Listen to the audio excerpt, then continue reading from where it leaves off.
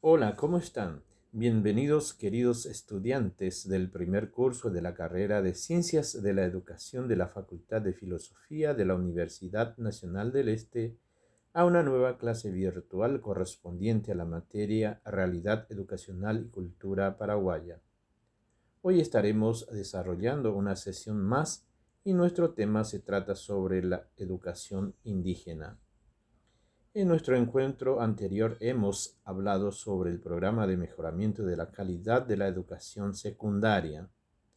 Los cambios de gobierno previsibles no deben ser ni rechazados ni pueden justificar la improvisación y los constantes cortes que se están dando cada vez más frecuencia en la conducción y orientación de la gran tarea que implica el diseño y la gestión de la política educativa en los tres ámbitos del Estado paraguayo: nacional, departamental y municipal, en vista a mejorar cada vez más la práctica educativa de la población, como lo manda la garantía constitucional de la educación como uno de los derechos básicos de la población.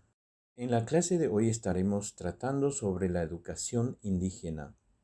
La población indígena está compuesta por 19 pueblos que pertenecen a 5 familias lingüísticas, cada una con sus propias culturas, sus cosmovisiones y sus lenguas autóctonas.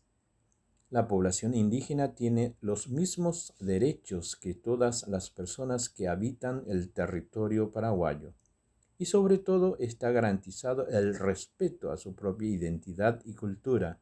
Así lo expresa la Constitución de la República del Paraguay. La educación es un bien común específicamente humano que surge de la necesidad de desarrollarse como tal. Por ello, todas las personas, sin excepción, tienen derecho a ella. El derecho a la educación va mucho más allá del acceso, aunque es un primer paso, ya que exige que ésta sea de calidad y logre que todas las personas desarrollen al máximo sus múltiples talentos y capacidades. Antecedentes de la Ley de Educación Escolar Indígena. El Paraguay es un país constituido por una diversidad de pueblos étnicamente diferenciados, con historias, culturas y lenguas propias. En 1992, con la Constitución Nacional, los pueblos indígenas comienzan a reivindicar nuevas formas de relacionamiento con el Estado y la sociedad civil y reclaman la implementación de políticas educativas más eficaces y participativas teniendo en cuenta los intereses y necesidades de sus comunidades. En 1997, la educación indígena se incorporó al Sistema Nacional de Educación. Principios generales de la Ley número 3231/2007. Artículo primero. Reconoce y garantiza el respeto y el valor de la existencia de la educación indígena. Todos los miembros de los pueblos y las comunidades indígenas tienen garantizada una educación inicial, escolar básica y media, acorde a sus derechos, costumbres y tradiciones, con la finalidad de fortalecer su cultura y posibilitar su participación activa en la sociedad. Artículo 66 de la Constitución Nacional. El Estado respetará las peculiaridades culturales de los pueblos indígenas, especialmente en lo relativo a la educación formal. Se atenderá, además, a su defensa contra la regresión demográfica, la depredación de su hábitat, la contaminación ambiental, la explotación económica y la alienación cultural. Derechos de la población indígenas. Queda reconocido y garantizado el derecho de los pueblos indígenas de preservar y desarrollar su identidad étnica en el respectivo hábitat.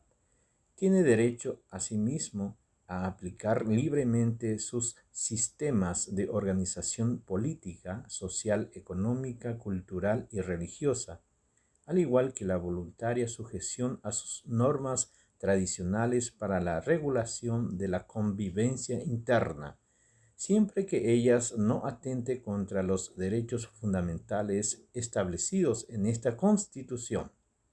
En los conflictos jurisdiccionales se tendrá en cuenta el derecho tradicional indígena.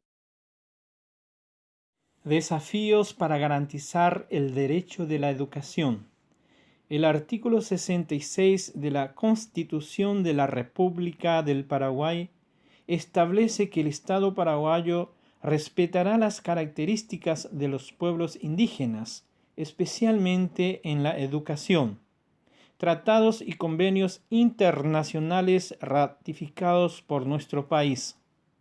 Los pueblos indígenas tienen derecho a establecer y controlar sus sistemas e instituciones docentes que impartan educación en sus propios idiomas, en concordancia con sus métodos culturales de enseñanza y aprendizaje.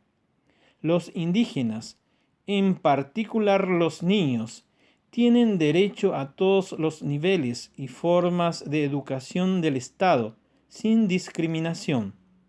La Declaración Americana sobre Derechos de los Pueblos Indígenas.